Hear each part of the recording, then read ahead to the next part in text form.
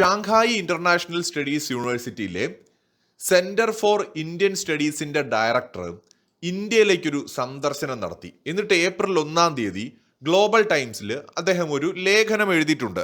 ആ ഒരു ലേഖനത്തിന്റെ മലയാള പരിഭാഷ വളരെ ലളിതമായി ഒന്ന് പറയാൻ ശ്രമിക്കാം. അദ്ദേഹത്തിന്റെ ലേഖനം ഏതാണ്ട് ഇങ്ങനെയാണ്: ജനുവരി പകുതിയോടെ ഷാങ്ഹായിൽ നിന്ന് ന്യൂഡൽഹിയിലേക്കുള്ള ചൈന ഈസ്റ്റേൺ എയർലൈൻസ് വിമാനത്തിലെ യാത്രക്കാരിൽ ഏകദേശം 2/3 ഇന്ത്യൻ പൗരന്മാരായിരുന്നു. 2025 ജൂലൈയിൽ ചൈനീസ് പൗരന്മാർക്ക് ഇന്ത്യ ടൂറിസ്റ്റ് വിസകൾ പുനരാരംഭിച്ചിട്ട് ഏകദേശം വർഷം കഴിഞ്ഞിട്ടും ചൈനീസ് സന്ദർശകരുടെ കാര്യത്തിൽ പ്രതീക്ഷിച്ച വർധനവ് ഉണ്ടായിട്ടില്ല. ഇന്ത്യ ചൈന ബന്ധം മെച്ചപ്പെടുന്നതിന്റെ ശുഭസൂചനകൾ ഉണ്ടെങ്കിലും ചൈനീസ് ജനതയ്ക്ക് ഇന്ത്യയിലേക്ക് യാത്ര ചെയ്യാനുള്ള അവസരങ്ങൾ ഇപ്പോഴും കുറവാണ്. ടൂറിസ്റ്റ് വിസ അപേക്ഷകളിൽ ഇന്ത്യ മനഃപൂർവ്വം നിരവധി തടസ്സങ്ങൾ സൃഷ്ടിച്ചിട്ടുണ്ട്. ചൈനീസ് അപേക്ഷകർ മടക്കയാത്രയ്ക്കുള്ള വിമാന ടിക്കറ്റുകൾ, വിശദമായ യാത്രാ പദ്ധതികൾ, ബാങ്ക് ഡെപ്പോസിറ്റ് സർട്ടിഫിക്കറ്റുകൾ, നോട്ടറൈസ് ചെയ്ത പോലീസ് ക്ലിയറൻസ് സർട്ടിഫിക്കറ്റുകൾ, ജോലി സംബന്ധമായ സർട്ടിഫിക്കറ്റുകൾ, കമ്പനിയുടെ ബിസിനസ് ലൈസൻസ് പകർപ്പുകൾ തുടങ്ങിയ രേഖകളുമായിട്ടാണ് സമർപ്പിക്കേണ്ടത്. കൂടാതെ ചൈനീസ് ടൂറിസ്റ്റ് വിസകളിൽ കൃത്യമായ നഗരങ്ങളുടെ പേരുകൾ ഇന്ത്യ ഒരു കാലത്ത് രേഖപ്പെടുത്തിയിരുന്നു. ഇതിനർത്ഥം ചൈനീസ് സഞ്ചാരികൾക്ക് ഇന്ത്യയിൽ പെട്ടെന്നുള്ള യാത്രകൾ നടത്താൻ കഴിയില്ലെന്നും മുൻകൂട്ടി നിശ്ചയിച്ച റൂട്ടുകൾ കർശനമായി പാലിക്കണമെന്നുമാണ്. ഇന്ത്യ സന്ദർശിക്കുന്നത് ഇപ്പോഴും തികച്ചും പ്രയാസകരമാണ് എന്നാണ് ചൈനീസ് പണ്ഡിതന്മാർ പൊതുവെ സമ്മതിക്കുന്നത് എന്നുമാണ് അദ്ദേഹത്തിന്റെ ലേഖനത്തിന്റെ ആദ്യ ഭാഗം എന്ന് പറയുന്നത്. ഈ ലേഖനത്തിന്റെ ആദ്യ ഭാഗം കാണുമ്പോൾ ഒരു കാര്യം വ്യക്തമാണ്: നിലവിലെ ഇന്ത്യ ഗവൺമെന്റ് രാജ്യസുരക്ഷയുടെ കാര്യത്തിൽ, രാജ്യവുമായി ബന്ധപ്പെട്ട കാര്യത്തിൽ ഒരു തരത്തിലും കോംപ്രമൈസ് ചെയ്യുന്നില്ല എന്നുള്ളതാണ്. ഇന്ത്യയിലേക്ക് ഏറ്റവും റീസെന്റ് ആയിട്ട് യാത്ര നടത്തിയ ഒരു ചൈനക്കാരനായിട്ടുള്ള മനുഷ്യൻ, അതും ഉന്നതമായ ഒരു പദവിയിലിരിക്കുന്ന ആള്, അദ്ദേഹം എഴുതിയ ലേഖനത്തിന്റെ ആദ്യ ഭാഗമാണ് ഞാൻ വായിച്ചത്. ഇനി അദ്ദേഹത്തിന്റെ ലേഖനത്തിന്റെ തുടർന്നുള്ള ഭാഗം നമുക്ക് നോക്കാം.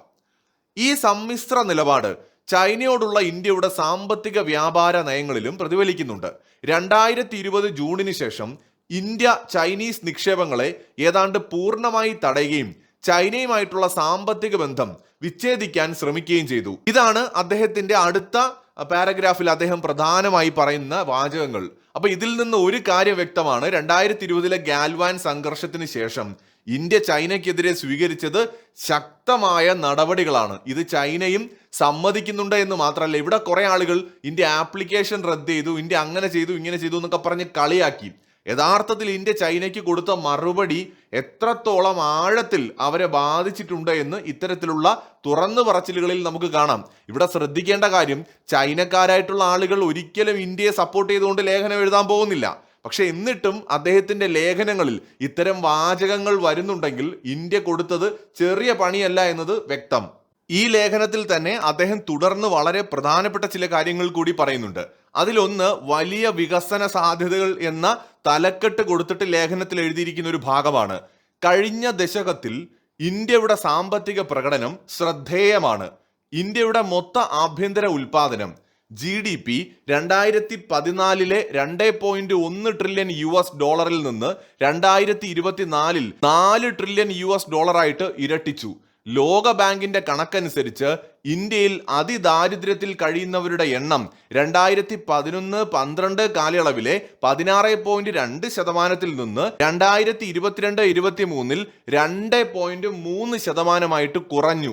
അദ്ദേഹത്തിന്റെ ലേഖനത്തിൽ അദ്ദേഹം പറഞ്ഞ അടുത്ത പ്രധാനപ്പെട്ട കാര്യങ്ങളാണ്. ഇവിടെ നോക്കൂ, കഴിഞ്ഞ ദശകം എന്ന് പറഞ്ഞാൽ മോദി വന്നതിന് ശേഷമുള്ള 10 വർഷത്തെയാണ് ചൂണ്ടിക്കാണിക്കുന്നത്. ഇന്ത്യയുടെ ഏറ്റവും പ്രധാനപ്പെട്ട എതിരാളി മോദി സർക്കാരുമായിട്ട് പലതവണ ഉടക്കിയ ഒരു ബാക്ക്ഗ്രൗണ്ടാണ് ചൈനയ്ക്കുള്ളത്. ആ ചൈനയിലെ ഉന്നതനായ വ്യക്തി പറയുകയാണ്, കഴിഞ്ഞ 10 വർഷം കൊണ്ട് ഇന്ത്യയുടെ GDP ഇരട്ടിയായിട്ട് വർദ്ധിച്ചു. കഴിഞ്ഞ 10 വർഷം കൊണ്ട് ഇന്ത്യയിലെ അതിദാരിദ്ര്യത്തിൽ കഴിയുന്നവരുടെ എണ്ണം 16.2% നിന്ന് 2.3% കുറഞ്ഞു എന്ന് ചൈന തന്നെ ഔദ്യോഗികമായിട്ട് അവരുടെ മുഖപത്രത്തിൽ സമ്മതിക്കുകയാണേ.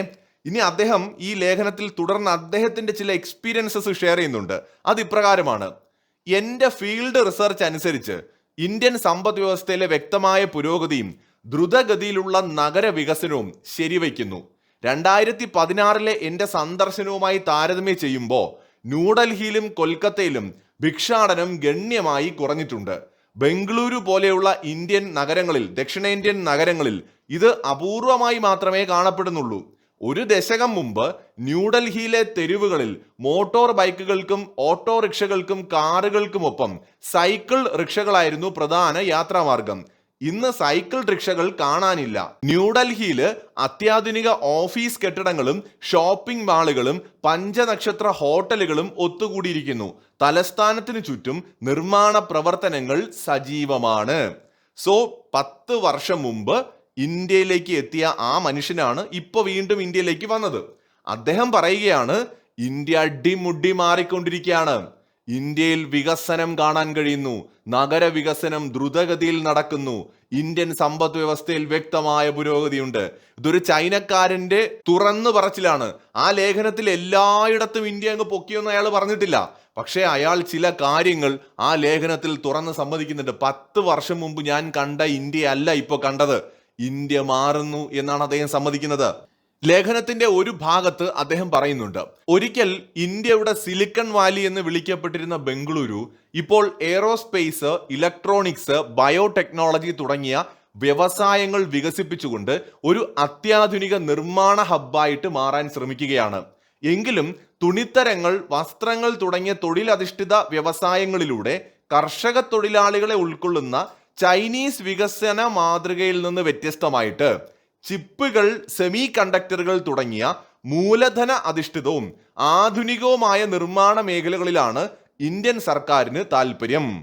ഇതിനർത്ഥം തൊഴിലില്ലായ്മ പരിഹരിക്കാൻ ഹ്രസ്വകാലത്തേക്ക് സാധ്യത കുറവാണെന്നാണ്. എങ്കിലും പല ബഹുരാഷ്ട്ര കമ്പനികളും ഇന്ത്യയെ അനുകൂലമായിട്ടാണ് കാണുന്നത്. ഡിജിറ്റൽ ഇൻഫ്രാസ്ട്രക്ചർ ഇന്ത്യ വളരെ വേഗത്തിൽ വികസിപ്പിച്ചെടുത്ത ഒരു മേഖലയാണ്. ഇന്ത്യയുടെ ആധാർ കാർഡ് ഇപ്പോൾ mobile registration, banking, voter registration, പൊതുക്ഷേമ സേവനങ്ങൾ എന്നിവയുമായി ബന്ധിപ്പിക്കപ്പെട്ടിരിക്കുന്നു. ഒരു ദശകം മുമ്പ് അപൂർവമായിരുന്ന ഇലക്ട്രോണിക്സ് പേയ്മെന്റ് രീതികൾ ഇപ്പോൾ ഇന്ത്യയിൽ മുഖ്യധാരയായിട്ട് മാറിയിരിക്കുന്നു എന്ന് അദ്ദേഹം പറയുകയാണ്. ചൈനക്കാരനായിട്ടുള്ള ആ മനുഷ്യൻ അദ്ദേഹം സമ്മതിക്കുന്നു, ഇന്ത്യയുടെ ബാംഗ്ലൂർ എന്ന് പറയുന്നത് അത്യാധുനിക നിർമ്മാണ ഹബ്ബായിട്ട് വികസിച്ചു കൊണ്ടിരിക്കുകയാണ് എന്ന്. ഒപ്പം അദ്ദേഹം ഇതും സമ്മതിക്കുന്നുണ്ട്, ചൈനീസ് മാതൃകയിൽ നിന്ന് വ്യത്യസ്തമായിട്ട് ഇന്ത്യ ആധുനികമായിട്ടുള്ള മൂലധന അധിഷ്ഠിതമായിട്ടുള്ള നിർമ്മാണ മേഖലകളിലേക്കാണ് ശ്രദ്ധ കൊടുക്കുന്നത്. ചിപ്പുകൾ, സെമി കണ്ടക്ടർ പോലുള്ള മേഖലയിലാണ് എന്ന് അദ്ദേഹം സമ്മതിക്കുന്നുണ്ട്. ഡിജിറ്റൽ പേയ്മെന്റ് രീതികളിൽ ഇന്ത്യയിൽ ഇന്നത് മുഖ്യധാരയായി മാറിയിരിക്കുന്നു. ഒരു ദശകം മുമ്പ് അത് അപൂർവമായിരുന്നു എന്ന് അദ്ദേഹം പറയുന്നു. എന്ന് വെച്ചാൽ അത് ഇല്ലായിരുന്നു ആ സാധനം ഇവിടെ. എന്നാൽ 10 വർഷം കൊണ്ട് ഇന്ത്യയിൽ ഉണ്ടായ മാറ്റമാണ് ഇവിടെ ചൈനക്കാരനായ ആ മനുഷ്യൻ എഴുതി വെക്കുന്നത്. ഇതിന്റെ ഇടയിൽ കൂടെ ഇന്ത്യക്കിട്ട് എന്തെങ്കിലുമൊക്കെ നെഗറ്റീവ് പറയാൻ അദ്ദേഹം ശ്രമിക്കുന്നുണ്ട്. പക്ഷെ എന്നിട്ടും ആ സത്യം പൂർണ്ണമായിട്ട് മറച്ചു വയ്ക്കാൻ അദ്ദേഹത്തിന് പോലും കഴിയുന്നില്ല. ദേശീയ സംയോജനത്തെക്കുറിച്ചും അദ്ദേഹം ആ ലേഖനത്തിൽ എഴുതുന്നുണ്ട്. 2014 മോദി സർക്കാർ അധികാരമേറ്റ ശേഷം ഭാരതീയ ജനതാ പാർട്ടിയുടെ ഭരണം ശക്തിപ്പെടുകയും പ്രബല കക്ഷിയായി മാറുകയും ചെയ്തു. മോദിയുടെ കീഴിൽ നവ ഇന്ത്യ എന്ന കാഴ്ചപ്പാടും ഹൈന്ദവ ദേശീയതയും പുതിയ രാഷ്ട്രീയ ആഖ്യാനങ്ങളായിട്ട് മാറി. പ്രത്യയശാസ്ത്രത്തിലൂടെയും സുരക്ഷാ നടപടികളിലൂടെയും ദേശീയ ഏകീകരണം ശക്തിപ്പെടുത്തുക മാത്രമല്ല, സാമ്പത്തിക വികസനത്തിലൂടെ അതിർത്തി പ്രദേശങ്ങളെ മുഖ്യധാരയിലേക്ക് കൊണ്ടുവരാനും BJP ശ്രമിച്ചു. ഡൽഹിയിലെയും ബംഗളൂരുവിലെയും ഹോട്ടൽ മേഖലയിലെ പല ജീവനക്കാരും വടക്ക് കിഴക്കൻ സംസ്ഥാനങ്ങളിൽ നിന്നുള്ളവരാണ് എന്നത് ഇന്ത്യയുടെ ആഭ്യന്തര സാമ്പത്തിക സംയോജനം വേഗത്തിലാക്കുന്നു എന്നതിന്റെ തെളിവാണ്. അതായത് ചൈന ഇത്രയും കാലം കണ്ട ഇന്ത്യ അല്ല ഇപ്പോഴത്തെ ഇന്ത്യ എന്നല്ലേ ഇതിൽ നിന്നെല്ലാം ചൈനക്കാരൻ സമ്മതിക്കുന്നത്. അതായത് 2014 ശേഷം അധികാരത്തിൽ വന്ന മോദിയുടെ BJP ഗവൺമെന്റ് ഇന്ത്യയെ ഏകീകരിക്കുന്ന പ്രവൃത്തിയിലാണ് ഏർപ്പെട്ടിരിക്കുന്നത് എന്ന് അദ്ദേഹം ഇവിടെ തുറന്ന് സമ്മതിക്കുന്നു. അതിന്റെ തെളിവായി അദ്ദേഹം പറയുന്നുണ്ട്, വടക്കിഴക്കൻ സംസ്ഥാനങ്ങളിൽ നിന്നുള്ളവരാണ് ബംഗളൂരുവിലും ഡൽഹിയിലും ഒക്കെ ഹോട്ടൽ മേഖലയിലടക്കം പല മേഖലകളിലും ജീവനക്കാരായിട്ടുള്ളത്. ഇത്തരത്തിൽ ഇന്ത്യയെ മൊത്തത്തിൽ ഏകീകരിക്കാൻ ഇന്ത്യയിലെ നിലവിലെ ഭരണകൂടം ശ്രമിച്ചുകൊണ്ടിരിക്കുകയാണ്. എന്നാൽ അതേസമയം തന്നെ മറ്റൊരു കാര്യം അദ്ദേഹം ചൂണ്ടിക്കാണിക്കുന്നുമുണ്ട്. BJP ഭരണത്തിന് കീഴിൽ ചില സാമൂഹിക അസ്വസ്ഥതകൾ നിലനിൽക്കുന്നുണ്ട്.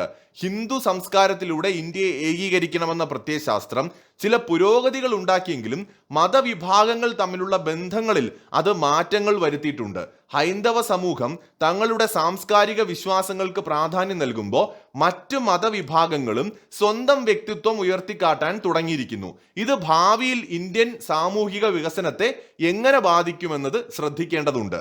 ഈ പറഞ്ഞ വാചകങ്ങളോട് ഒരു പരിധിവരെ ഞാനും യോജിക്കുകയാണ്. തീർച്ചയായിട്ടും ഇത് ചില ഇടങ്ങളിലെങ്കിലും ചില പ്രശ്നങ്ങൾ ഉണ്ടാക്കിയിട്ടുണ്ട് മതപരമായ രീതിയിൽ. പക്ഷെ ഇതിനെയും ഇന്ത്യൻ ഗവൺമെന്റിനും ഇന്ത്യയിലെ ജനങ്ങൾക്കും തീർച്ചയായിട്ടും ഇതിനെയും മറികടക്കാനായിട്ട് കഴിയും. വ്യത്യസ്തമായ ജാതികൾ, വ്യത്യസ്തമായ മതങ്ങൾ, സംസ്കാരങ്ങളൊക്കെ നിലനിൽക്കുമ്പോൾ തന്നെ ഇതിനിടയിൽ ദേശീയ താല്പര്യങ്ങൾക്ക് മുഖ്യ പരിഗണന കൊടുത്തുകൊണ്ട് ഈ മതവിഭാഗങ്ങൾക്കെല്ലാം, വ്യത്യസ്ത സംസ്കാരങ്ങൾക്കെല്ലാം കോ എക്സിസ്റ്റ് ചെയ്യാൻ പറ്റുന്ന നിലയിലേക്ക് ഇന്ത്യയിൽ ഒരു അന്തരീക്ഷം രൂപപ്പെട്ടു വരുമെന്ന് തന്നെയാണ് വിശ്വസിക്കുന്നത്. പക്ഷെ കുറച്ച് സമയമെടുത്താലും അത് അസാധ്യമായ ഒന്നല്ല. എന്തായാലും ഈ ഒരു ലേഖനത്തിൽ ചൈന പൊതുവെ ഇന്ത്യയുടെ വളർച്ചയും പുരോഗതി അംഗീകരിക്കാൻ മടിയുള്ള ഒരു രാജ്യമായിരുന്നിട്ടും ചില കാര്യങ്ങളെങ്കിലും സമ്മതിക്കാതിരിക്കാൻ ചൈനക്കാരനായ മനുഷ്യന് കഴിഞ്ഞിട്ടില്ല. കാരണം അദ്ദേഹം 10 വർഷത്തിന് ശേഷം കാണുന്ന ഇന്ത്യ എന്തായാലും അടിമുടി മാറിപ്പോയിരിക്കുന്നു. അദ്ദേഹത്തെ അമ്പരപ്പിച്ചിട്ടുണ്ട്. അത് ആ ലേഖനത്തിൽ പ്രകടവുമാണ്. അത് എത്ര അദ്ദേഹം മറച്ചു വയ്ക്കാൻ ശ്രമിച്ചിട്ടും അത് അദ്ദേഹത്തിന് എഴുതാതിരിക്കാൻ കഴിഞ്ഞില്ല എന്നുള്ളതാണ്. മറ്റൊരു വീഡിയോയുമായി വീണ്ടും കാണാം.